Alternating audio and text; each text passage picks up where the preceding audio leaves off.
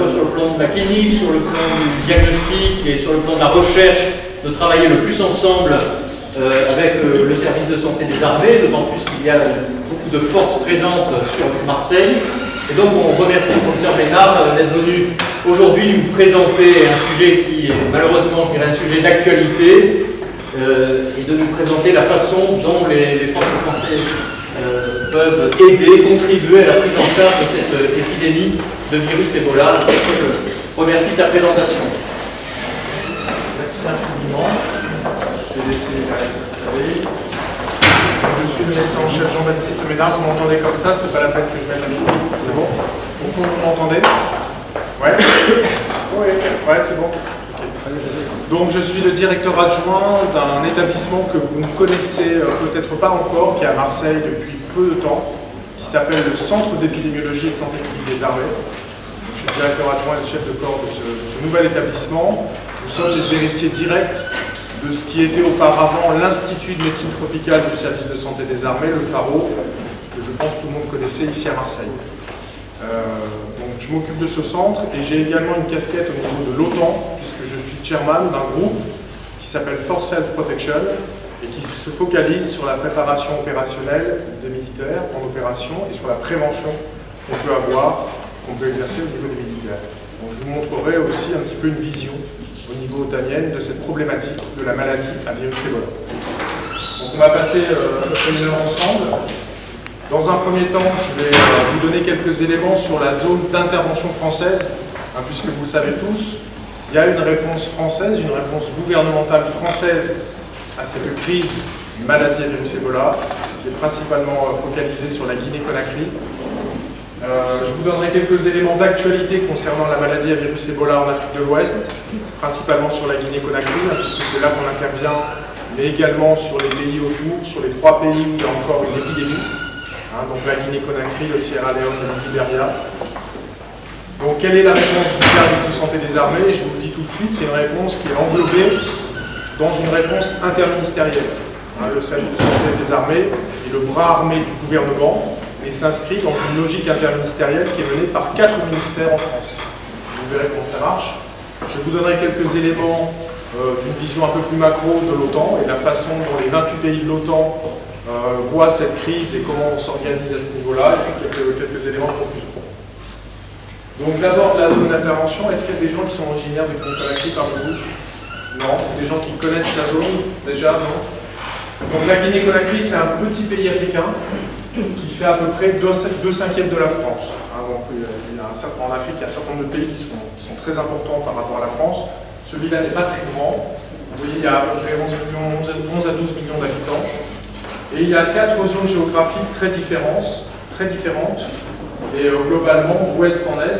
D'abord, il y a la Guinée maritime, qui est une grande plaine côtière.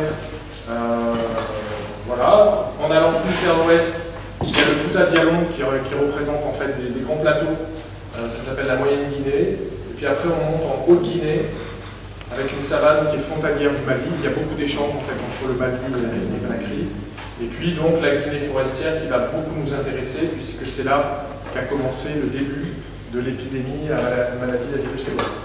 Donc c'est une zone qui est à la fois forestière et où il y a beaucoup de montagnes, ce qui la rend difficilement accessible. Et notamment, il n'y a pas de grand aéroport dans cette zone-là. C'est une grosse problématique pour acheminer en fait, tous les secours vers cette zone. Le climat est très important, puisque le climat va conditionner le mode de vie des populations, va conditionner aussi les densités vectorielles, même si les vecteurs ne jouent pas de rôle là-dedans. Mais pour les gens qui y vivent, ça entraîne quand même une complexité, puisqu'en Afrique sévissent de nombreuses maladies infectieuses, de nombreuses maladies tropicales, et que pour les soignants, il est important d'être capable de faire le tri entre ce qui est de l'Ebola et tout le reste. Et tout le reste, c'est très important dans cette région du monde, où il y a du paludisme, où il y a tout un tas d'affections, comme vous allez le voir. Et donc le climat a un impact majeur, sachant que dans les 4 régions que je vais vous présenter, il y a des composantes de climat qui sont différentes. Actuellement, globalement, on est dans la saison sèche, et dans la zone qui nous intéresse particulièrement, la Guinée forestière. Donc c'est tropical avec une très forte pluviométrie qui va commencer à partir de mai. Alors quels sont les principaux risques sanitaires qui existent dans cette zone géographique? Donc ça c'est un tableau qui est issu d'un outil que nous avons au niveau du service de santé des armées qui s'appelle la Banque épidémiologique des données sur l'outre-mer et la zone intertropicale, l'outil bédouin, qui est actuellement la banque de données sanitaires la plus importante en Europe. On a classé ces risques par espèce d'agents pathogènes, donc avec des risques viraux, bactériens, parasitaires et d'autres risques, des choses aussi simples que les accidents de la voie publique, qui sont très importants dans certains pays africains, et un certain nombre de risques, donc il faut avoir à l'esprit qu'il faut envisager. On a rajouté maintenant dans cette liste le virus Ebola, mais il y a d'autres agents de fièvre hémorragique, comme le virus Lassa, qui n'est pas rare de rencontrer ce virus dans cette région du monde. Et tous ces agents pathogènes qu'il faut prendre en compte au moment de la prise en charge des patients. Alors, si on se focalise maintenant sur la maladie et le virus Ebola dans cette région. Donc, le virus Lassa, il est connu en Guinée-Conakry depuis plusieurs dizaines d'années et il n'a pas été rare ces dernières années de voir des émergences du virus Lassa avec donc des foyers comme ça, mais qui restaient très localisés. Et donc au début de la crise, en mars dernier, on a cru au début que c'était une réémergence du virus Lassa. Le virus Ebola lui-même, comme vous le savez, il a émergé au milieu des années 70 au Zaïre, en Afrique centrale en général, mais dans des zones très enclavées, dans des villages reculés, et ça a été des épidémies de faible ampleur. On a l'Organisation mondiale de la santé et tous les partenaires qui sont intervenus à ce moment-là n'ont pas eu trop de mal à circonscrire, parce que c'était des zones reculées, il y avait beaucoup moins d'axes de communication, beaucoup moins de population qui faisait du commerce et qui se déplaçait un peu partout, comme en Afrique de l'Ouest actuellement. Donc cette épidémie représente la première épidémie de maladie du virus Ebola en Afrique de l'Ouest. Ce sont des zones plus développées d'un point de vue urbaniste, d'un point de vue économique que les zones d'Afrique centrale historiques, comme le Zaïre et le Soudan. Donc il y a un certain nombre de facteurs favorisant l'extension de l'épidémie, que ce soit aussi les coutumes funéraires qui sont différentes dans cette zone de l'Afrique par rapport à l'Afrique centrale. Alors les premiers signes, en fait, on les a eu en mars. Donc en fait, nous on est sur le pont de cette crise sanitaire depuis le mois de mars 2014. Ça a commencé à sortir dans les médias durant l'été, on va dire, globalement. Mais depuis le mois de mars, on sait qu'il y a la maladie à virus Ebola qui est arrivée en Afrique de l'Ouest, qui a été une surprise quand même, puisque c'était très éloigné, à des milliers de kilomètres des bassins historiques. Et on s'est un petit peu demandé comment c'était arrivé jusque-là. Donc vous voyez que ça a commencé dans une zone qui s'appelle l'Izéré-Forêt, au sud-est du pays. Et officiellement, donc le 23 mars 2014, les autorités guinéennes ont alerté l'Organisation mondiale de la santé pour dire attention, Ebola est chez nous. Et donc au début, il y a eu 49 cas avec une létalité qui était importante, mais qui a après augmenté dans le temps. Il y a eu des moments où la létalité était bien supérieure à ça, on verra que la létalité est redescendue, mais il y avait plus d'une personne sur deux qui est décédée assez rapidement, dans différents districts en fait, de la Guinée-Conakry. Et donc le diagnostic a été porté, et c'était la première fois donc, que cette maladie était décrite en Guinée. Alors le point de départ, vous le voyez sur cette carte, dans la zone, donc les zones affectées sont hachurées en rouge. Et donc vous voyez que ça a touché cette zone forestière, la Guinée forestière, donc une zone un petit peu aussi difficile, avec donc pas mal de cas qui sont survenus là, et puis quelques foyers localisés ailleurs, et notamment dans la capitale, à Conakry. Dès le mois d'avril, en fait, on a commencé à voir les signes de l'extension. C'est-à-dire qu'avec les mouvements de population, et malgré le fait qu'on envoie rapidement des équipes internationales au niveau de l'Organisation mondiale de la santé, une alarme Ebola, c'est tout de suite une grosse machine de guerre qui va se mettre en place, avec beaucoup de gens qui viennent de l'OMS, des équipes spécialisées, des ONG spécialisées, et les gens ont mis en place immédiatement une stratégie comme ils employaient en Afrique centrale. Mais cette stratégie a clairement montré ses limites dans un endroit géographique différent, avec des populations ayant des coutumes différentes et surtout des déplacements très différents de ceux de l'Afrique centrale. Et donc, dès le mois d'avril, on a commencé à voir que les cas se multipliaient, d'abord dans les zones et en s'élargissant autour de ces zones, un petit peu comme des pelures d'orange ou des cercles concentriques. Petit à petit, la zone s'est élargie. Et puis, dès le mois d'août, là, il y a plusieurs pays d'Afrique de l'Ouest qui ont été touchés. Et là, je suis désolé, là, je n'ai pas très bonne, mais très rapidement, en fait, le Sierra Leone et le Libéria se se sont retrouvés complètement envahis de cas de maladie virus Ebola avec une létalité très importante. Donc là, c'est devenu, il y a eu un emballement médiatique autour de ça, c'est devenu une alarme mondiale reconnue par tout le monde et ça a occupé les médias et ça a occupé nos esprits pendant beaucoup de temps. Alors, si on essaie de faire un focus là, au 1er décembre, là on est le 6 aujourd'hui, mais au 1er décembre, les derniers chiffres qu'on a sont ceux-là, qui viennent de l'Organisation mondiale de la santé. Donc il y a eu 16 200 cas qui soient confirmés probables ou suspects et 6 000 décès, enfin 6 100 décès. Ça, c'est ce que font remonter les services sanitaires qui s'occupent de ces gens-là. Il y a de façon certaine une très forte sous-déclaration. On est très en dessous de la réalité. Dans des pays notamment comme le Libéria, bon là c'est la Sierra Leone un peu moins, mais le Libéria, où il y a beaucoup de désordre actuellement et où c'est très difficile de savoir ce qui se passe, il y a certainement beaucoup plus de cas et beaucoup plus de décès. Donc ces chiffres officiels, il faut toujours les prendre avec beaucoup de prudence, en se disant qu'on est certainement très en dessous de la réalité. Il y a 3 pays donc, qui sont encore en phase épidémique. La Guinée, où la situation est jugée stable par l'Organisation mondiale de la santé. Le Libéria, stable, voire en légère régression. Et par contre, en Sierra Leone, ça continue à grimper. Alors là, vous voyez sur ces tableaux, avec des chiffres un peu plus détaillés, hein. Donc c'est des sources de l'Organisation mondiale de la santé, du ministère de la Santé et du Conakry, avec donc le nombre totaux de cas confirmés probables suspects, le nombre de cas chez les soignants, parce qu'on va voir qu'il y a une des populations qui est beaucoup touchée, c'est la population des soignants, et les décès. Donc une létalité quand même qui reste importante. Alors en Guinée-Conakry, la transmission elle est persistante. Là vous avez des données hebdomadaires qui sont rapportées sur ce tableau avec des cas confirmés, des cas probables, des cas suspects. Et vous voyez qu'on est en phase montante. Là, certains disent qu'on est en phase descendante. Moi, j'aurais plutôt tendance à dire qu'on est quand même sur un plateau et qu'il faut faire attention avant de dire qu'on est en train de vivre la queue de l'épidémie. Une épidémie, l'évolution naturelle d'une épidémie, de toute façon, à un moment, c'est de redescendre, hein, puisque les gens, soit ils meurent, soit ils s'immunisent. Au bout d'un moment, en fait, le virus a fait le tour de la population. Donc, même si on faisait rien, ça évoluerait, mais je pense que c'est peut-être un petit peu tôt pour dire qu'on est en train de baisser. La létalité, alors vous voyez que la létalité, elle semble en baisse, c'est-à-dire que quand on rapporte là les petits rectangles rouges qui sont les décès par rapport aux cas, vous voyez qu'au début, beaucoup de gens mouraient, hein, et que là maintenant, on en a 1 sur 2. Donc ce qui est quand même un petit peu rassurant. Alors, quels sont les facteurs qui interviennent pour expliquer que la létalité diminue? Il y en a beaucoup. Il y a certainement l'amélioration de la prise en charge des patients, hein, avec des moyens qui sont arrivés, de plus en plus d'acteurs sur le terrain, mais il y a aussi peut-être une baisse de la virulence du virus lui-même. Bon, il y a beaucoup de choses à discuter autour de ça. Alors, il y a encore, vous voyez, sur des secteurs, il y a encore beaucoup de nouveaux cas qui surviennent, avec encore là des chiffres à prendre avec beaucoup de prudence, hein, on est certainement en dessous de la réalité.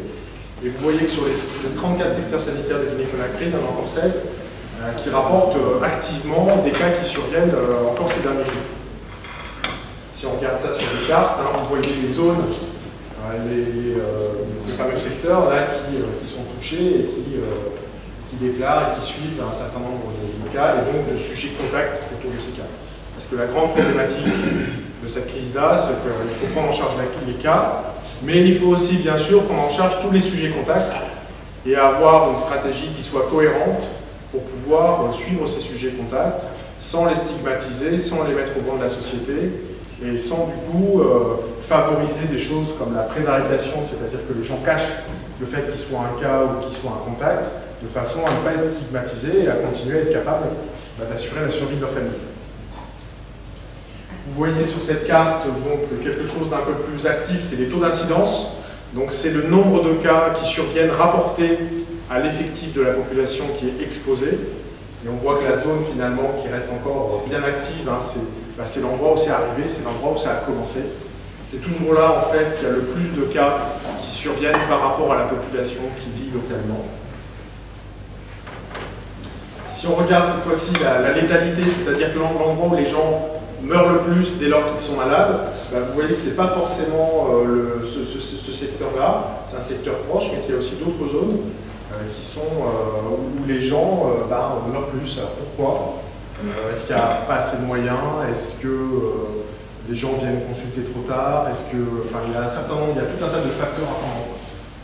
Parmi les facteurs à prendre en compte, il y a ce qu'on appelle, et ce qui est maintenant bien décrit, qui sont les épidémies de réticence. Vous avez tous entendu parler en fait de la problématique qu'a eu l'Organisation mondiale de la santé, qu'ont eu MSF et tout un tas d'ONG impliqués depuis le début dans cette crise-là, de gens qui se sont fait tabasser, voire tuer par les populations locales, parce que les gens n'adhéraient pas du tout à ce qui se passait. Mais si on se met dans l'autre sens, je veux dire, si vous êtes ici chez vous et puis vous voyez arriver des gens habillés en cosmonautes, vous perdez un être cher, vous faites le deuil de cet être cher, vous voyez des gens habillés en cosmonautes qui vous prennent votre défunt et qui vont le brûler, je pense que vous réagiriez aussi avec certainement de la violence. Et donc en fait, il y a eu, clairement, l'OMS le reconnaît, il y a eu au départ un manque de préparation des populations, un manque d'explication de les populations, et pour des gens qui sont à des années-lumière des problématiques de la santé, qui ne sont pas prioritaires pour elles, c'est un petit peu difficile de voir ça dans un monde africain qui est très attaché à ses coutumes, et c'est tout à fait légitime. Et donc il a fallu s'entourer d'anthropologues, de sociologues, de gens plus à même d'expliquer, de convaincre, de passer du temps à faire comprendre aux populations locales les stratégies mises en œuvre pour les protéger. Il y a eu des endroits où finalement il y avait un cas, les cosmonautes arrivaient, dans les jours qui suivaient il y avait d'autres cas, et donc les populations locales croyaient que c'était les cosmonautes qui avaient apporté le virus. Et donc en fait quand ils ont vu des cosmonautes, j'appelle cosmonautes les gens qui ont des protections bien sûr, ils les ont taillés. Donc il y a eu des zones où il a fallu du temps, avec la gendarmerie de Guinée-Conakry, avec un certain nombre d'experts, pour restaurer le calme, la tranquillité et le fait que les populations adhèrent à la stratégie de protection. Et vous voyez que les endroits un peu reculés de la crise, vous voyez que maintenant, en fait, il n'y a plus de réticence dans les zones historiques, et par contre, dans des zones un peu plus reculées, là, il y a encore des réticences importantes. Si on regarde maintenant le nombre d'acteurs sur cette carte, vous avez, avec ce code couleur-là, le nombre, en fait, d'organisations, que ce soit des organisations internationales, non gouvernementales ou gouvernementales qui participent, vous voyez le code ici. Donc là, dans cette région-là, il y a plus de 20 organisations qui sont présentes, qui sont au travail et qui font tout ce qu'elles peuvent pour essayer d'endiguer cette épidémie qui est quand même massive. Alors, si on dézoome un peu sur la Guinée-Conakry et qu'on regarde un petit peu ce qui se passe autour, donc Sierra Leone, Libéria, on voit que là aussi, on a des chiffres qui sont très alarmants. Si vous voyez sur ces codes-là, on a des chiffres très alarmants, sachant en plus qu'au Libéria, on est très en dessous de la réalité. Parce qu'il y a beaucoup de zones au Libéria où, à cause de l'insécurité, c'est impossible pour les équipes d'y aller. Alors, vous savez que le gouvernement américain a décidé de mettre en place un support important pour le Libéria. Il y a beaucoup de choses qui sont en train de se passer à l'heure actuelle. Les armées américaines, notamment, déploient plusieurs milliers de soldats américains. Il va y avoir plusieurs dizaines de centres de traitement Ebola qui vont être mis en place au Libéria. Et on espère du coup qu'on y verra un petit peu plus clair sur la situation, mais clairement cette situation c'est qu'elle est dramatique, sans pouvoir l'estimer correctement, elle est dramatique.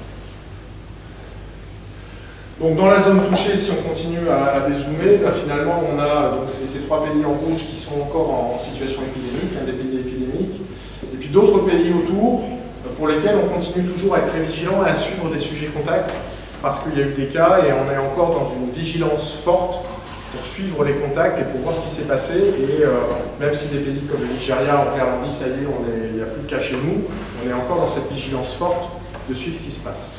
Mais vous voyez que dans ces pays-là, les contacts, maintenant on est à plus de 42 jours. Normalement, il ne devrait pas y avoir de choses qui sortent. Ces pays se sont organisés correctement, notamment le Sénégal aussi, où il y a une très très forte population française. Vous voyez sur ce graphe, et puis après j'arrête de montrer un peu des chiffres, c'est juste pour que vous ayez un petit peu des éléments d'ambiance, de contexte sur la situation. Vous voyez donc d'une part l'évolution des cas, vous voyez notamment quand même ce qu'on monte du Libéria, ça monte en flèche, et puis le Sierra Leone, la Guinée-Conakry qui qui est encore en phase ascendante. Et puis vous avez en pointillé la létalité, c'est-à-dire le nombre de gens qui meurent sur les gens qui sont malades. Et vous voyez qu'on ne peut pas vraiment dire qu'on est sur quelque chose de stable. On est toujours, quels que soient les indicateurs auxquels on s'intéresse, on est toujours dans une phase ascendante. Alors si on s'intéresse, si on essaie de focaliser un petit peu sur les soignants, parce que peut-être que parmi vous, il y aura des gens qui seront déployés bientôt ou qui vont aller travailler dans des organisations, quelles qu'elles soient. Hein. Il y a présent sur place, il y a aussi beaucoup de gens qui font de la recherche. Hein. L'Institut Pasteur est présent sur place, l'INSERM est présent sur place, et d'autres organismes de recherche sont présents sur place. Donc c'est pas impossible que dans quelques mois, il y en ait parmi vous qui soient déployés là-bas. Alors qu'est-ce qui se passe pour les gens qui sont dans les soins? Vous voyez qu'il y a eu depuis le début de la crise 575 soignants contaminés et 58% sont morts, 333 décès.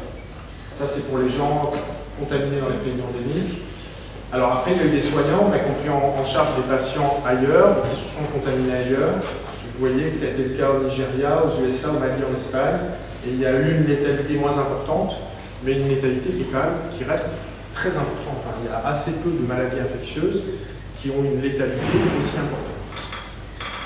Et vous vous souvenez donc qu'en septembre 2014, donc une infirmière française de MSF qui venait du Liberia, a été rapatriée et soignée à l'hôpital d'instruction des armées Bégin, qui est l'un des 9 hôpitaux d'instruction des armées qu'on a encore en France, qui est en région parisienne, dans le 9-4 à Saint-Mandé, et qui a pris en charge donc, cette patiente qui est ressortie vivante, qui est guérie maintenant. Donc les soignants, il faut faire extrêmement attention aux soignants, et nous on est très vigilants là-dessus aussi, parce que ce sont les premiers touchés après le cercle familial. Globalement, quand on regarde ce qui se passe en matière de maladies et virus Ebola actuellement en Afrique de l'Ouest, les gens les plus touchés, ce sont des familles qui sont autour des cas, parce que, en plus, dans les coutumes africaines, les gens sont très proches de leurs malades. On est sur un mode de société où les gens s'occupent de leurs proches, s'occupent de leur famille, et tout le monde y met la main, et tout le monde va y participer. Et donc, quand il y a un cas dans une population, eh bien, ça va toucher beaucoup de gens dans la famille. Mais après les familles, ce sont les soignants qui sont aussi les plus touchés. Donc en début d'épidémie, ils étaient énormément touchés, et puis il y a eu la mise en place de ce qu'on appelle les EPI, les équipements de protection individuelle, et là on a commencé à améliorer les choses. Le mode de contamination d'ailleurs chez les soignants n'est pas tout à fait bien décrit, il est en cours d'investigation par plusieurs organismes, et on a déjà décrit qu'il y a une forte proportion qui n'est pas liée aux soins directs avec le malade, mais qui est liée après à tout un tas de choses pour gérer les déchets de soins, les déchets d'activité de soins à risque infectieux, les activités de déshabillage, etc., qui sont finalement plus à risque que le soin lui-même. Parce que pendant le soin, les gens sont concentrés, et ils vont perdre un niveau de concentration après, et il y a tout un tas d'actions, du coup, qui sont mises en place pour ces mesures de protection et la formation des gens sur le fait que le moment à risque, ce n'est pas forcément le moment où ils sont avec le malade, mais ça peut être des moments qui sont autour, notamment la gestion des déchets. Alors cette exposition des personnels soignantes, au début, elle était liée à une pénurie d'équipements de protection individuelle, et selon les zones géographiques, je vous ai dit qu'il y a des zones géographiques qui sont plus ou moins accessibles, il n'y a pas forcément des stocks pour ramener tous ces EPI aux soignants. Il faut savoir que ça modifie complètement la façon dont on s'occupe des patients. Les gens, en plus, sous ces températures, dans des endroits qui ne sont pas climatisés, doivent porter des vêtements de protection avec des températures qui sont très importantes, et ils ne peuvent pas les porter au-delà d'une heure. Au-delà d'une heure, sinon ils tombent dans les pommes. Donc il y a un relais qui est fait entre les soignants pour apporter les soins aux patients, et donc du coup en termes d'équipement, ils en font un stock considérable pour assurer la permanence des soins. C'est une très grosse problématique logistique qu'on n'avait pas envisagée jusque-là, parce que le nombre de patients est très important, et donc le nombre d'équipements qu'il faut, et toute la chaîne logistique qu'il faut organiser pour apporter tous ces équipements, les conserver, les entreposer, faire en sorte qu'ils soient toujours efficaces, est extrêmement compliqué à organiser. Un des facteurs aussi qui est majeur et qui joue un rôle indéniable, c'est le stress. Pour les médecins ou pour les soignants parmi vous, vous êtes au contact de patients, vous connaissez le stress médical, mais là il est décuplé parce qu'il y a une vraie prise de risque individuelle. Ce qui est assez peu le cas en définitive dans notre vie clinique. Là on est vraiment sur une exposition qui peut être mortelle, où quelqu'un qui a une famille se dit voilà, je peux ramener ça chez moi, contaminer ma famille au retour, etc. etc. il y a une dimension psychologique et pour certains psychiatriques qui est très importante. Alors, l'OMS considère quand même, et la plupart des scientifiques qui s'intéressent de près à ce virus, considèrent quand même que ce virus, il n'est pas très contaminant, il n'est pas très... le risque de transmission, il est relativement faible. Vous savez, on calcule des coefficients de reproduction, R0, et ce R0, il est inférieur à 1. C'est-à-dire qu'un cas d'Ebola, si on s'occupe à peu près bien de lui, enfin, globalement, quand on le décrit, ça ne va même pas faire un cas autour de lui. Alors que d'autres agents pathogènes, comme par exemple la grippe, qui est connu pour être un agent pathogène qui diffuse pas mal, va avoir un coefficient de reproduction à 3 ou 4. Et un de ceux qui a un R0 très important, c'est la rougeole. La rougeole, par contre, autour d'un cas index de rougeole, il va y avoir au moins 15, voire 20 cas de rougeole autour, si la couverture vaccinale des populations n'est pas bonne, notamment chez les enfants. Donc on n'est pas du tout sur le même potentiel de diffusion. Ça concerne vraiment le cercle familial proche, et les soignants qui prennent en charge ces patients qui, pour certains, vont vite dégénérer et donc il va y avoir un certain nombre de sécrétions et de choses qui sont difficiles à gérer. Donc dans le cadre des soins, à condition de bien appliquer des mesures de protection, normalement il n'y a aucun risque et bien sûr ça nécessite une prise en charge immédiate des accidents d'exposition. Malheureusement, ça nous est tous arrivé de nous piquer ou d'avoir un accident d'exposition dès lors qu'on fait des soins. Il faut être extrêmement rigoureux avec ça, il faut une prise en charge, mais là il faut être encore plus rigoureux dans ce cadre-là. Là il n'y a même pas d'hésitation à avoir. Un soignant qui a eu un accident d'exposition, on le sort du dispositif immédiatement. Alors, pour en terminer sur cette présentation générale un peu de la situation de crise, quels sont les principaux problèmes qui sont encore identifiés par l'OMS sur la feuille de route et la stratégie qu'ils ont mis en place pour essayer de gérer cette épidémie? Il y a toujours des problèmes de ressources humaines. Il y a une stratégie, mais pour la mettre en œuvre effectivement et efficacement sur le terrain, il y a toujours des problèmes de ressources humaines. À la fois, je dirais, en quantité, il n'y a pas assez de gens, et en qualité, il n'y a pas assez d'experts, de gens qui se sont bien appropriés la stratégie. Il y a des problèmes de sécurité. On l'a vu encore sur la carte avec les épidémies de réticence. Bon, ça s'est calmé, la situation n'est pas la même que celle qu'on a connue il y a 3 mois, où là, même les ONG partaient en courant de certains endroits avec des gens qui leur couraient derrière avec des machettes. Maintenant, ça, c'est fini. Les explications ont été faites, donc la sécurité est moins problématique, mais quand même, dès lors qu'on va dans un endroit qui n'a pas été touché, toutes les missions avec les ONG ou les équipes de l'OMS se font avec la gendarmerie de l'Union. Donc la capacité de laboratoire, donc là toute la complexité de travailler avec des agents de niveau 4, comme le virus Ebola, c'est que des laboratoires P4, il n'y en a pas énormément. Et donc, c'est pas facile d'apporter une technologie qui est extrêmement coûteuse, extrêmement spécialisée, au plus près des endroits où sont les patients. Donc, il a fallu mettre en place tout un tas de techniques d'organisation pour pouvoir travailler dans un mode semi-dégradé et pour faire en sorte d'apporter des laboratoires qui permettent, avec des boîtes à gants et un certain nombre de dispositifs qui ont été mis en place pour cette occasion, d'apporter le diagnostic au plus près, de façon à faire la part des choses. Et parce qu'on sait malheureusement qu'il y a des patients qui avaient du palu ou d'autres choses, qui ont été étiquetés Ebola, qui n'ont pas eu accès aux soins et qui sont morts en pas externe Ebola, ce qu'on n'était pas. Donc c'est important d'être capable d'avoir cette capacité de faire des diagnostics pour optimiser la prise en charge des patients.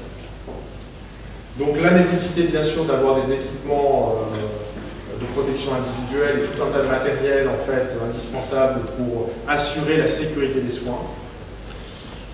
La partie mobilisation sociale et l'engagement de la communauté, ces stratégies-là ne peuvent marcher que si elles sont comprises, que si elles sont relayées par les décideurs locaux, que ce soit des décideurs politiques, religieux, des leaders en fait. Il faut identifier les leaders, c'est-à-dire les gens qui ont vraiment un impact sur la population, et c'est ces gens-là à qui il faut faire en sorte de faire passer les messages. C'est eux les relais, et donc ils ont vraiment un engagement important. Donc tout un tas de problèmes d'infrastructure et transport, je vous disais, il y a des complexités logistiques qui étaient inconnues jusque-là. Tout problème de la gestion en fait, de l'information et des données, de l'analyse des données, parce qu'il y a de l'information, il y a beaucoup d'informations, et dans ce beaucoup d'informations, il y a beaucoup de fausses informations. il y a des rumeurs, et donc en fait c'est assez difficile d'arriver à gérer l'information correctement. Il y a beaucoup de gens aussi qui rentrent des choses dans des bases de données mais personne ne les analyse. Donc il faut aussi avoir des compétences localement pour des data managers qui gèrent ces bases de données et qui après d'autres personnes soient capables d'analyser ces données, parce que sinon avoir des données ça ne sert à rien si on n'en fait rien. Bien sûr des activités de recherche et de développement, d'antiviraux, de vaccins, d'outils en fait qui vont permettre de lutter efficacement contre le virus. Tout ça c'est des choses qui manquent. Des guides techniques et normatifs qui permettent de clarifier les choses et des procédures qui permettent de renforcer la sécurité. Aussi des bailleurs de fonds, c'est-à-dire que cette roadmap de l'OMS est extrêmement coûteuse. Il y a une grosse aide internationale qui a été apportée mais qui n'est pas suffisante, donc il faut continuer à trouver de l'argent. Et puis la capacité de coordination et de management de la crise. Assez régulièrement, en fait, une des problématiques des situations de crise, c'est qu'on peut avoir de très très bons experts, mais s'il n'y a pas de très très bons coordinateurs pour coordonner ces très très bons experts, ça va être le gros bordel. Donc en d'autres termes, il y a besoin d'avoir des gens qui sont organisés pour pouvoir faire travailler les gens dans de bonnes conditions et que la réponse soit optimale. Sinon, il y a beaucoup d'efforts qui sont perdus. Voilà, donc on est encore dans une situation où il y a des efforts à faire, des problèmes à régler. Alors, quelle est la réponse du service de santé des armées? On y arrive enfin. Donc cette réponse, je vous l'ai dit, elle est interministérielle. Elle s'inscrit dans une logique gouvernementale. Donc il y a une task force qui a été mise en place avec 4 ministères qui interviennent, la santé, les affaires étrangères, l'intérieur, la défense. Vous voyez, la première réunion de cette task force n'a eu lieu qu'au mois d'octobre. Je vous ai montré les chiffres tout à l'heure. Ça a commencé en mars, ça s'est diffusé en avril, au mois d'août ça a explosé partout. Il a fallu, dès qu'on travaille en interministériel, il faut que les politiques se mettent d'accord, que ceci, que cela, qu'il y ait des arbitrages. Première réunion au mois d'octobre. Le coordonnateur national de cette task force, c'est le professeur Jean-François Delfrécy, qui est le directeur de l'Agence nationale de la recherche contre le sida et les hépatites virales. Vous connaissez certainement moins la réputation. Donc avec 3 pôles d'action qui ont été mis en place. Un pôle d'action international, donc c'est une ambassadrice, donc quelqu'un du ministère des Affaires étrangères qui s'occupe de ça, donc c'est Christine Fage. Un pôle d'action scientifique, c'est un ancien médecin militaire, un médecin général, inspecteur de 2e section, le professeur Thierry Lebord, qui est un infectiologue parisien qui s'occupe de ça. Et puis le pôle d'action territoire national, cette responsabilité a été confiée à un préfet qui s'appelle Pierre Leteau et qui lui s'occupe de tout ce qu'il faut pour sécuriser le territoire national français. Alors nous, ministère de la Défense, donc on est inscrit dans cette logique intergouvernementale. Si vous êtes passionné par la défense, vous pouvez aller sur le site internet du ministère de la Défense et vous pourrez avoir accès à tout le dossier de presse Ebola, sur lequel vous verrez un certain nombre de choses que je vais vous présenter ici. Alors nous, si on zoome maintenant sur le service de santé des armées, le corps des médecins, des pharmaciens, des vétérinaires, des dentistes militaires, qu'est-ce qu'on fait là-dedans?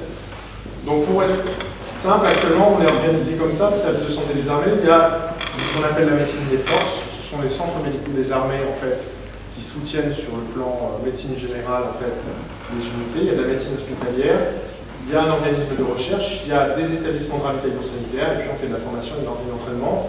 Et finalement, dans la réponse du service de santé des armées, quasiment tout le monde va jouer un rôle. Bien sûr, notre direction centrale, l'organisme dont je m'occupe, l'ensemble des hospitaliers et quelques centres médicaux des armées, l'Institut de recherche biomédicale des armées, la chaîne de ravitaillement, de formation, plus des gens qui sont au laboratoire P4 de Lyon, puisque au sein de notre propre centre de recherche, le laboratoire P4 est en train de se mettre en place, mais ce n'est pas complètement finalisé. Donc actuellement, nous avons des médecins militaires qui sont, des pharmaciens militaires qui sont au laboratoire Mérieux P4 de Lyon.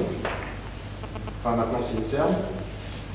Des officiers de liaison qui sont un petit peu partout, et notamment au sein du ministère des Affaires étrangères et à droite et à gauche pour faire avancer les choses. Un régiment médical, vous verrez, qui va jouer un rôle pour la formation, la préparation des gens. La brigade des sapeurs-pompiers de Paris qui assure le transport en fait des cas suspects qui reviennent, qui arrivent dans les aéroports parisiens, qui sont amenés dans les différents hôpitaux. La sécurité civile, on va voir les centres de formation, et puis des réservistes de la réserve opérationnelle qui servent à différents échelons. Alors notre direction centrale, vous voyez l'image sur son site internet, c'est une année importante pour nous, 2014. Il s'est passé beaucoup de choses pour le service de santé, pour la nation et pour le service de santé en 1914. Il y a un comité de suivi Ebola qui a été mis en place, qui qui donne des directives pour l'ensemble du service de santé des armées, de façon à être sûr que la prise en charge des patients se fait correctement. Vous avez vu sur la carte, hein, dans la zone tout autour de la zone en question, hein, que ce soit au Sénégal, au Mali, en Côte d'Ivoire, dans toute la zone, il y a beaucoup de militaires français qui sont là et qui sont susceptibles, dans le cadre de leurs activités médicales, que ce soit au profit des militaires ou des populations locales, puisqu'il y a beaucoup d'aide médicale aux populations, bien d'identifier des cas d'Ebola et de faire ce qu'il faut. Tout ça, c'est géré par l'état-major opérationnel santé, hein, qui est un organisme, un état-major qui permet de conduire ces opérations, et bien sûr des activités de communication. Alors nous, le Centre d'épidémiologie de santé publique des armées, qu'est-ce qu'on fait? Qu'est-ce qu'on fait déjà? On est des veilleurs, c'est-à-dire qu'on a vu arriver cette crise, on a porté en fait cette information à la connaissance des décideurs français, et on cherche de l'information partout, comme vous allez le voir, pour aider nos décideurs à prendre les bonnes décisions. Bien sûr, on assure la surveillance épidémiologique des militaires qui sont sur la zone. On investigue au niveau des sujets contacts des cas militaires. On n'a pas encore eu de cas militaire, mais si jamais il y avait un cas chez un militaire, c'est nous qui ferions l'investigation des sujets contacts et leur suivi. Donc on a déployé des experts, comme vous allez le voir, en Guinée-Conakry au Mali. On a participé à des actions de modélisation de l'épidémie. On a défini des scénarios d'évolution, il y en a 15. Qui sont actuellement donc, au niveau du gouvernement et sur lesquels il y a des réponses qui sont apportées pour ces 15 scénarios. Donc on a participé au développement d'un centre de traitement des soignants, comme vous allez le voir. On participe bien sûr à la formation de tous les militaires projetés sur la zone et on va s'occuper de centraliser le suivi des militaires qui reviendront de la zone. On a eu quelques militaires qui y sont allés mais peu de temps. Maintenant les militaires vont passer 2 mois là-bas et au retour il va falloir s'occuper de leur suivi. Alors on produit un certain nombre de choses, hein. Vous voyez là quelques illustrations avec des données sur le pays, des activités de recherche et développement sur les nouveaux traitements, les nouveaux candidats vaccins et les nouveautés épidémiologiques. Puis là vous voyez en fait une petite illustration sur l'important travail qu'on a fait sur les scénarios, en jugeant à la fois de l'impact possible sur les enjeux nationaux, sur la vraisemblance, et donc au final un indicateur de criticité de façon à pouvoir avancer correctement. Alors voilà des exemples hein, de choses qu'on traque, hein, à droite, à gauche, et d'informations qu'on met à la disposition des gens. Si on s'intéresse au test de diagnostic, hein, vous avez certainement entendu parler du test EasyScreen français, hein, qui permet en fait de faire en moins d'1 quart d'heure le diagnostic. Ça, c'est un grand cocorico français, et donc on suit exactement ce qui se passe, avec un test aussi américain qui permet de faire qui est autorisé aux États-Unis, qui permet de faire le test en 1 heure. Ça, on suit ça très près parce qu'après, ça peut avoir des implications pratiques très importantes sur le terrain. Bien sûr, on s'intéresse à tous les travaux que font les équipes à droite et à gauche, notamment sur la transmission. Depuis le début de cette crise, et compte tenu qu'elle a explosé, au début on ne savait pas tellement bien pourquoi, beaucoup de gens ont dit que ce virus-là ne se transmet pas comme les autres. Il y a certainement une transmission aérienne qui rentre en compte. Et donc on suit de près toutes les études qui se font là-dessus, qui sont publiées. Et donc actuellement, hein, sachez que le scénario est peu probable, mais il ne peut pas être exclu. On n'a pas encore formellement exclu la possibilité pour ce virus de se transmettre par voie aérienne. Il est important aussi pour nous d'être au clair hein, sur le temps de la persistance du virus dans les fluides corporels. Et vous voyez qu'après un premier symptôme, eh ben, le virus, on a détecté les règles du virus jusqu'à 101 jours après l'apparition des symptômes dans le sperme. 33 jours dans les prélèvements vaginaux, 29 jours dans les prélèvements rectaux, etc., etc. Donc toutes ces données-là sont importantes à prendre en compte pour la stratégie de prévention au niveau des gens. Bien sûr, on s'intéresse aussi de très près à tous les aspects vaccinaux. Vous voyez ici un petit tableau qui vous montre toutes les équipes qui travaillent sur le développement de vaccins Ebola. Alors d'habitude, ça ne passionne pas les laboratoires parce que le marché n'est pas très important.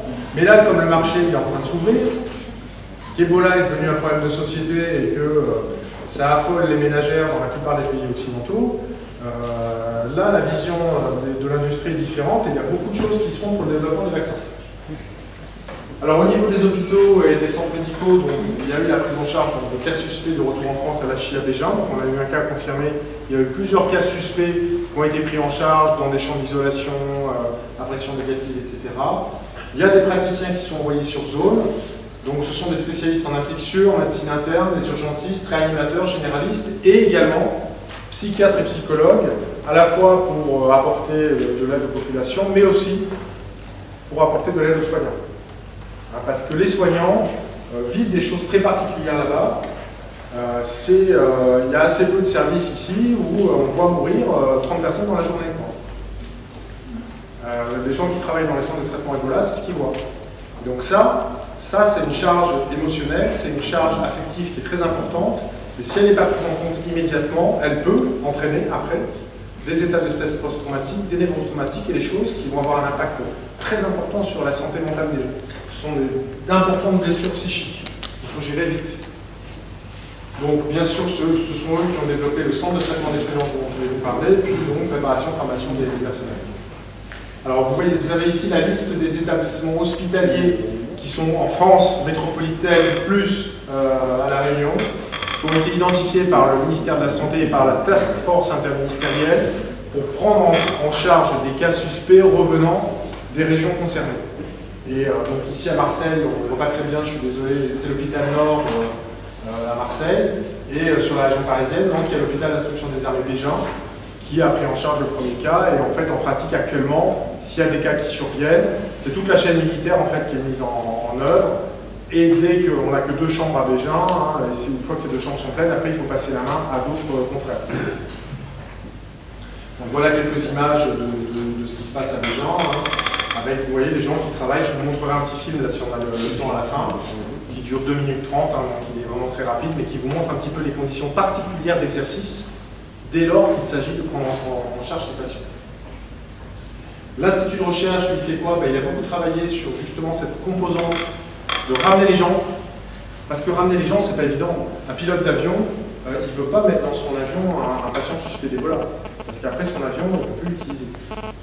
Donc il y a des vraies problématiques et des vraies négociations à passer, que le pilote d'avion soit militaire, soit civil, c'est pareil. Il sait qu'après son avion, il ne peut plus rien en faire. Donc il y a beaucoup de développements qui ont été faits avec nos collègues chercheurs sur les matériels nécessaires, sur ce qu'on appelle les ATI, les Air Transportation Isolators, qui sont des espèces de boîtes dans lesquelles on met ces patients, de façon à ce que la boîte, on puisse la mettre dans l'avion, la sortir, et que l'avion puisse après l'utiliser pour faire d'autres choses. Alors, bien sûr, on est en contaminé, etc., mais il est encore utilisable. Alors si on ne le fait pas, l'avion, on peut le mettre à la poubelle. C'est la même problématique pour les ambulances. Il y a assez peu de compagnies d'ambulances qui veulent mettre un patient comme ça dans leur ambulance, parce qu'après l'ambulance, il faut juste la brûler. Donc voilà, donc là aussi, ce sont les sapeurs-pompiers de Paris qui ont mis en place des choses avec le service de santé des armées pour pouvoir transporter ces patients. Donc les diagnostics sont faits avec des équipes de chercheurs militaires au laboratoire PTL de Lyon, bien sûr la formation et la préparation, et puis sur zone on déploie aussi des chercheurs avec différents types de missions. Après il y a toute la chaîne de ravitaillement. Il a fallu créer des structures qui n'existaient pas. Nous, le service de santé des armées, on est dimensionné normalement pour gérer ce genre de crise-là. On fait des choses dans le domaine du risque B agressif, on a des modèles, on a un certain nombre de choses, mais de l'Ebola, c'est la première fois qu'on nous demande de gérer l'Ebola. Donc il a fallu créer des structures vraiment pour ça. Et puis les amener sur zone, et puis activer ce qu'on appelle des unités de distribution des produits de santé, une espèce de pharmacie sur zone. Alors, l'école du Val-de-Grâce, c'est le centre de formation opérationnelle santé, qui sont 2 établissements qui travaillent ensemble, à Paris et en région lyonnaise, ont mis en place une préparation de formation des personnels projetés avec une technique de e-learning, c'est-à-dire que tous les gens qui doivent partir sur la zone doivent valider en fait sur Internet, doivent avoir vu un certain nombre de cours et doivent avoir répondu avec succès à un certain nombre de QCM. Tant qu'ils ne sont pas capables de répondre à ces QCM, ils ne partent pas. Une fois qu'ils ont fait ça, ils vont ensuite faire 1 semaine de formation pratique, donc au niveau du CEFOS en région lyonnaise, où là, sur une grande plateforme militaire, on a mis en place un centre de traitement des soignants, et donc ils voient la structure dans laquelle ils vont travailler après à Conakry, et ils apprennent à travailler dedans, étape par étape, procédure par procédure. Donc ça, ça existe, la mise en place est en train de se finaliser. Il y a une autre formation qui existe, qui est menée par la sécurité civile, à Nogent-le-Rotrou, au sein de laquelle d'ailleurs des gens du service de santé interviennent. Et celle-là, elle forme une vingtaine de personnels, alors que nous, on en forme 80. Et la formation de Nogent-le-Rotrou, c'est pour travailler dans des centres de traitement Ebola. Et en fait, dans les centres de traitement Ebola, en termes médicaux, la pratique médicale habillée en cosmonaute, ça consiste juste à être capable de faire une prise de sang et de poser une perfusion. Dans un centre de traitement des soignants type service de santé des armées, nous on apprend à nos personnels soignants avec ces tenues-là à faire d'autres choses. Hein, on ne se contente pas de la prise de sang et de la pose de perfusion, on va jusqu'à des éléments de réanimation. Bien sûr, il y a une importante activité de traçabilité de cette formation. Il y a beaucoup d'aspects médico-légaux. Bien sûr, il y a beaucoup d'aspects éthiques, ça c'est clair. Mais il y a aussi beaucoup d'aspects médico-légaux sur la préparation des gens, sur leur implication, sur les actions médicales qui sont faites. Donc on se doit d'assurer une traçabilité extrêmement rigoureuse. Vous voyez quelques images en fait, hein, voilà, de ces structures qu'on a mis en place de façon à préparer les gens. Hein, et on leur apprend à travailler avec ces équipements, on leur apprend à gérer un flux, on leur apprend à rentrer dans une zone rouge et après à sortir d'une zone rouge. Et tout ça, c'est pas intuitif. Hein. C'est des choses qu'on n'apprend pas à l'université quand on y est. Ça viendra peut-être si ces crises-là se développent. Mais c'est des choses qu'il faut monter de façon à ce que les gens travaillent avec le maximum de sécurité. Alors, notre participation sur place en Afrique de l'Ouest, eh bien, actuellement, donc, en Guinée-Conakry, on a un expert au niveau du coordinateur national à Conakry, un expert au niveau du coordinateur préfectoral à Macenta, dans la région la plus touchée. On a mis en place un centre de formation pour les soignants localement et un centre de traitement donc, des soignants à Conakry. Et puis on a aussi un expert de chez nous, de Marseille, qui est à Bamako auprès du coordinateur national de Mali. Alors donc, vous voyez sur une carte donc, la participation hein, pour la Guinée-Conakry. Donc avec ce centre de traitement des soignants qui va se mettre en place à Conakry, le centre de formation des soignants qui est déjà en place à Manila, les actions qu'on va mener à Macenta collées au niveau de ce centre de traitement Ebola, et voilà globalement ce qu'on fait sur cette carte. Donc au niveau national, c'est le médecin-chef des services René Migliani, qui était l'ancien directeur du CESPA, mais qui était sur Paris avant, qui est donc le coordinateur, enfin le conseiller auprès du coordinateur national. Si vous, à titre personnel, vous avez besoin d'informations, j'ai mis ses coordonnées. Voilà, sentez-vous libre de le contacter pour des informations, pour des propositions, pour que ça gère. Au niveau préfectoral, donc c'est là vraiment quelqu'un chez nous maintenant du CESPA, hein, c'est Franck Berger, le chef du service de santé publique du CESPA, qui est parti donc, à Macenta, et là aussi, je vous ai mis son mail, on ne connaît pas encore son numéro de téléphone sur place. Alors, pour l'instant, on communique quand même. Voilà, et donc lui va essayer, dans l'endroit le plus chaud de la crise, de relayer en fait les décisions de Conakry et de mettre en place, de renforcer la stratégie locale. Le centre de formation pour soignants, donc ça aussi c'est une initiative du service de santé des armées, et tout le programme pédagogique en fait de ce qu'on enseigne dans ce centre de formation a été mis en place par le professeur René Migliani. Il y a 2 personnels du service de santé des armées qui ont été déployés sur place pour l'aider à la mise en œuvre de ce programme de formation. Ça a ouvert le 1er décembre, vous voyez, ça a ouvert il y a quelques jours. Le centre de traitement pour les soignants, le CTS, il y a beaucoup d'acronymes, je suis désolé, les militaires, on adore les acronymes. Le centre de traitement pour les soignants, donc là, c'est destiné à prendre en charge, vous voyez, les soignants guinéens et ceux de toute autre nationalité amenés à œuvrer dans la lutte contre le virus Ebola. Donc en fait, c'est l'OMS qui voulait une structure spécialisée pour les soignants, et donc c'est le service de santé des armées qui le monte, une structure en dur, qui est située sur un aéroport et qui permet l'évacuation aérienne des gens dont l'état clinique permet l'évacuation. On le verra après, tous les patients ne sont pas transportables en avion. Et donc ça se met en place ces jours-ci. Donc ça a été transporté, c'est une logistique importante, ça a été transporté par un bâtiment de la Marine nationale qui s'appelle le Tonnerre, qui est parti de Toulon, qui est passé au Sénégal et qui est enfin arrivé à Conakry et ça a pu être déchargé. Et puis sachez qu'on a mis en place aussi, les militaires avant ça, beaucoup d'avions qui aident la Croix-Rouge française et qui aident en fait des ONG, qui aident l'OMS, etc. à amener tout un tas de choses dans les endroits où il y a des aéroports. C'est un peu ça la problématique quand il n'y a pas d'aéroport. Donc voilà toutes les actions en cours, là c'est les gens de la task force interministérielle qui m'ont donné cette carte hier, hein, on vous l'a montré, avec toutes les actions en cours, hein, qu'elles soient militaires ou qu'elles soient gouvernementales françaises, donc interministérielles, avec des choses construites ou en construction. Hein. Vous voyez qu'il y a un certain nombre de centres de traitement Ebola qui vont encore se construire dans la zone. Donc on est sur une stratégie là, de montée en puissance de la réponse gouvernementale française. Et beaucoup de choses qui se sont mises en place aussi au niveau des aéroports. Actuellement, à Conakry, il n'y a personne qui monte dans un avion sans avoir été checké médicalement par une équipe française qui n'est pas du service de santé des armées, mais qui est de l'EPRUS, et qui, pendant elle fait des contrôles de température, fait un examen clinique, et personne ne quitte Conakry en avion sans avoir eu ce contrôle médical. Alors bien sûr, envoyer des gens là-bas, c'est aussi s'assurer que tout ça c'est pris en compte, hein, parce qu'il ne faut pas oublier qu'on est dans la zone intertropicale et dans un endroit où, vous vous souvenez du tableau que je vous ai montré au début, avec ce que les risques viraux, parasitaires, bactériens, etc. Il y a du joli monde hein, au niveau des agents pathogènes, donc il faut être capable aussi de protéger les gens contre tout ça, et notamment une problématique forte, c'est celle du paludisme. Le suivi des militaires au retour, eh ben là aussi on se sert des guidelines de l'OMS. Hein. Les gens ont été exposés à un niveau très faible, faible ou élevé, et on a mis en place donc, toute une stratégie pour la gestion de ce suivi, qui commence sur place, qui est coordonné, qui continue en France et qui est coordonné en fait par notre organisme ici à Marseille. On va centraliser toutes les données de suivi des militaires français. Et voilà la stratégie en fonction du niveau de risque. Voilà les différentes actions qu'on mène avec donc des modalités de suivi donc, qui peuvent être de l'information ou un suivi actif hein, avec une consultation bi-quotidienne pour prise de température, un contact téléphonique. Donc c'est très chronophage, hein, il faut des gens dédiés pour ça. Donc nous là on a fait appel à des réservistes qui vont travailler temps plein avec nous pour cette activité-là. Des fiches d'information qui sont distribuées à tous les militaires de façon à ce qu'ils soient bien au courant qu'ils comprennent.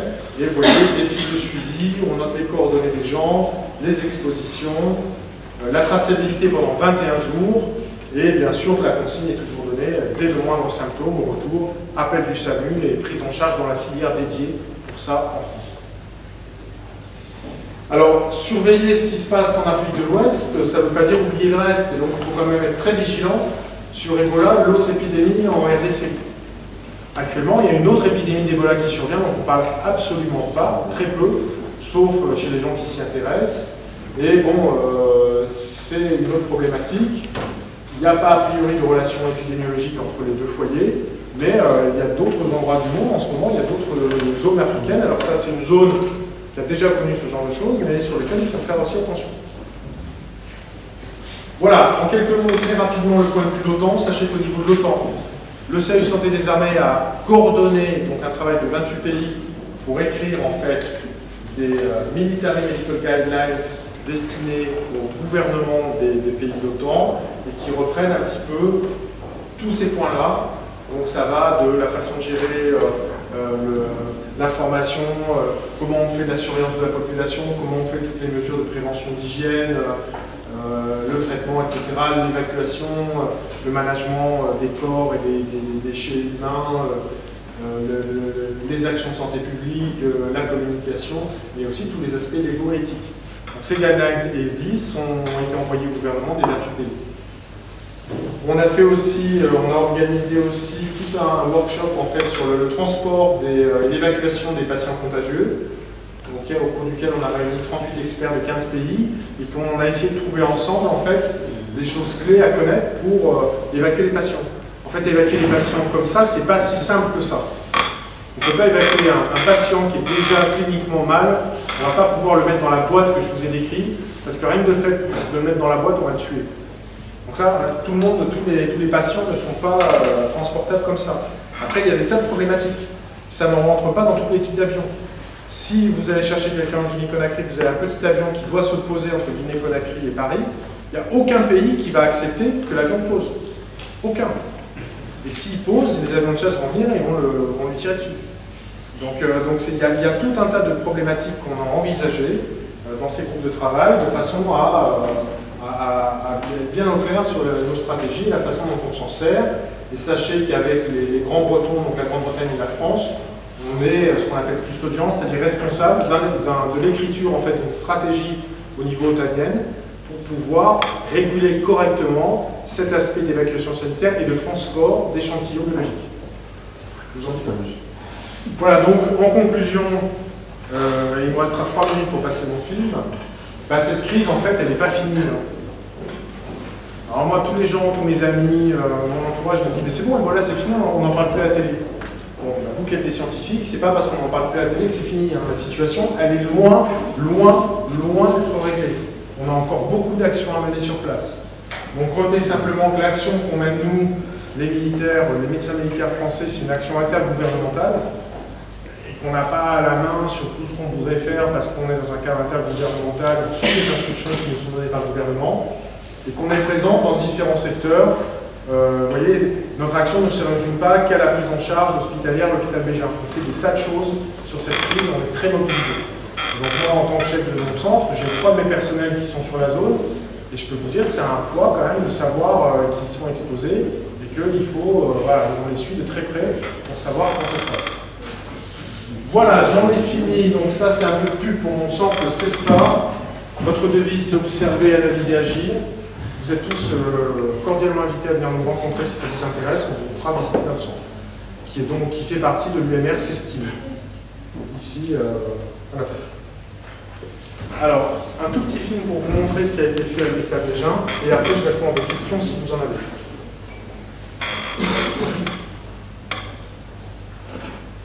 Alors là par contre, il faudra un silence absolu parce que le son n'est pas très bon. Je suis désolé, mais...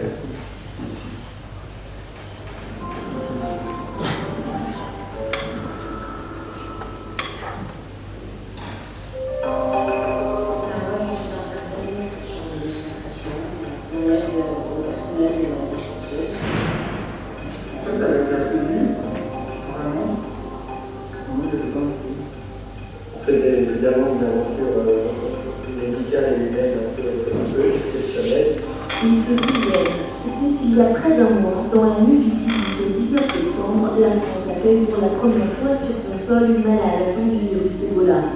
Une infirmière volontaire de Médecins sans frontières, contaminée au Ghana. La jeune femme est alors hospitalisée à l'hôpital d'instruction des armées Bégin. Elle est en train de circuit d'accueil isolé du reste de la structure. L'hôpital Bégin possède une culture de la prise en charge des maladies infectieuses et tropicales, c'est un hôpital militaire. Et de longue date, nous étions formés à la prise en charge des maladies émergentes. On a notamment travaillé sur la grippe pandémique, le coronavirus. Donc il y avait un certain degré de préparation et d'anticipation. On a eu plusieurs entraînements sur plusieurs semaines, notamment pour l'habillage, les habillages, qui sont des phases très très importantes de la préparation, des formations sur la gestion des déchets, sur le ménage simplement. La diète et le déshabillage assurément des étapes délicates où la concentration doit être maximale. Pour nous, Caroline et Frédéric repassent ces combinaisons et se remémorent ces longues minutes où en binôme ils devaient empiler dans un sac cette tenue très caractéristique à l'usage unique, chacun vérifiant la protection de l'autre, un impératif avant d'entrer dans la chambre d'impression négative de la patiente. Ce qui est important, c'est de bien connaître, évidemment, les aucune partie juridique, donc les parties les plus variées au niveau du test, que vous voyez reste un peu plus complexe. Donc ce qui est important, c'est le déshabillage, une fois qu'on a son appui. On va se contaminer en retirant la gestion complète. Le 6 octobre, après 2 semaines de soins, la jeune patiente est sortie guérie de Bégin. Aussitôt, un suivi des soignants impliqués dans sa prise en charge a été mis en place. Aujourd'hui, l'hôpital militaire reste en alerte et participe toujours au dispositif sanitaire national de lutte contre Ebola. Voilà. Merci.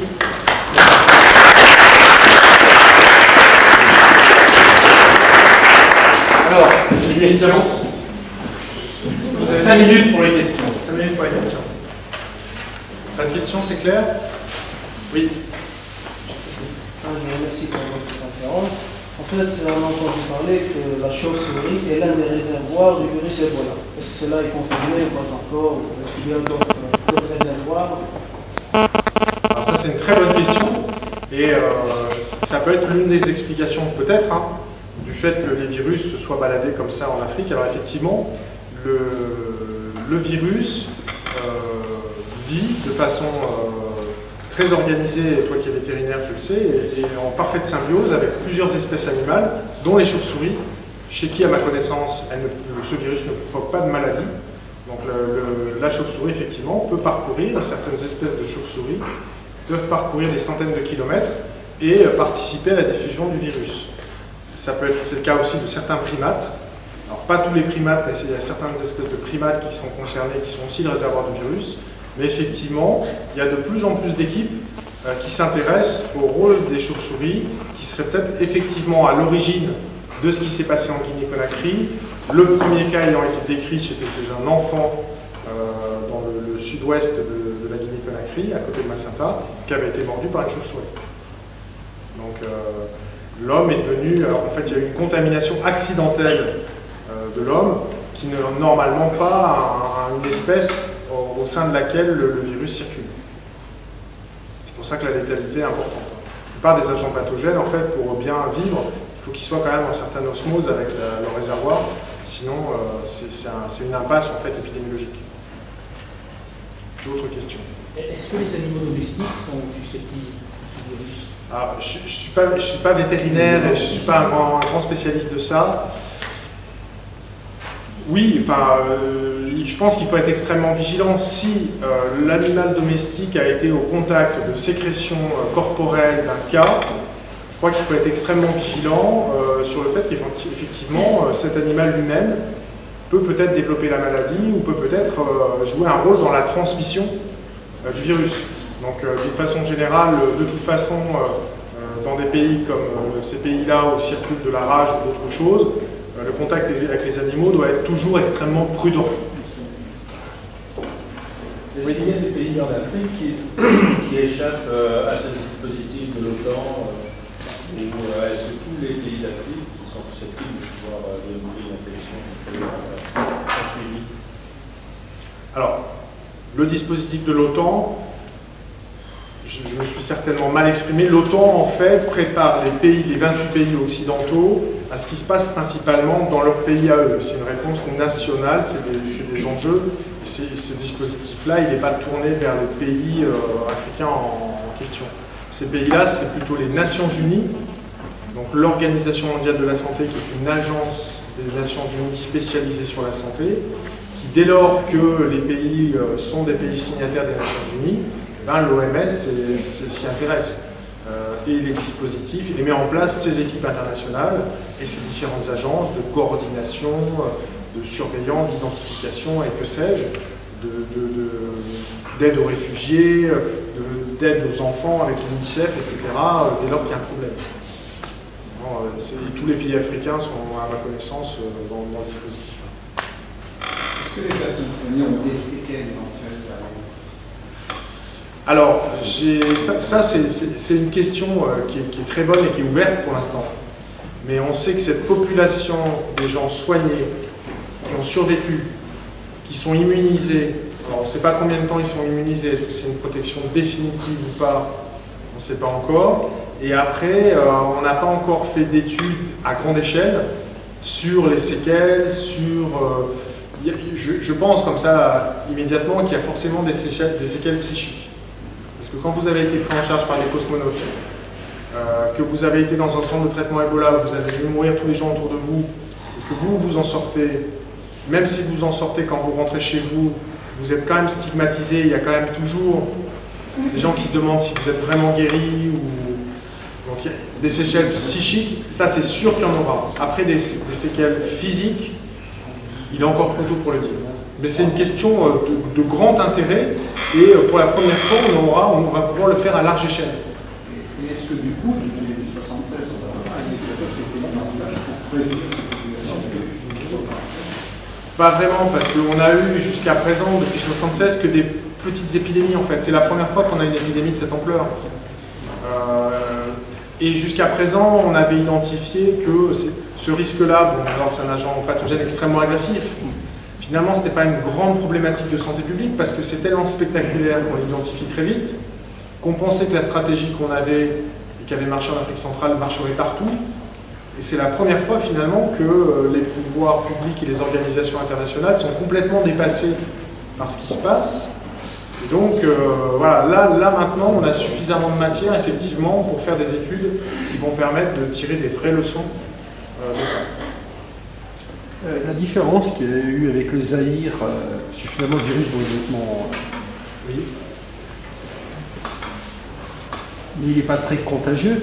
C'est quoi ces tissus sanitaires de ces pays avec les guerres civiles qui ont fait que dès le début ça a pu s'empirer, ou s'il y avait eu, on va dire, une organisation sanitaire correcte, finalement ça aurait été parce que c'est récurrent ce genre de crise. Alors c'est récurrent, mais c'est une question qui est aussi que se posent tous les scientifiques, dont la réponse est très complexe, parce qu'il y a plein de paramètres qui sont à prendre en compte. Donc, comme je le disais tout à l'heure, en Afrique centrale, c'était des villages reculés, éloignés, avec peu d'habitants, loin des grands axes de communication et des populations qui se dépassent peu. Par ailleurs, des populations en Afrique centrale qui n'ont pas les mêmes coutumes funéraires que les populations d'Afrique de l'Ouest. Pour un certain nombre de gens qui vivent en Afrique de l'Ouest, la mort, c'est un événement majeur, ça l'est pour nous tous, dans toutes nos familles. Mais en termes de coutumes qui sont faites par certaines populations africaines qui vivent en Afrique de l'Ouest, il y a un certain nombre de choses à faire pour permettre aux morts et à sa famille que tout se passe bien, et notamment des choses en matière de liquide biologique. En d'autres termes, il y a, voilà, une fois que le chaman ou le responsable, on va dire, des traditions religieuses locales est passé, il y a des choses qui sont faites, et il va mettre ses mains dans le ventre du défunt, il va le mettre sur le visage de chacune des personnes de la famille. Ça permet, voilà. De même que dans certains endroits de ces zones-là, quand par exemple un mari meurt, sa femme doit coucher sous lui pendant 3 jours, avec toutes les sécrétions qui vont tomber dessus.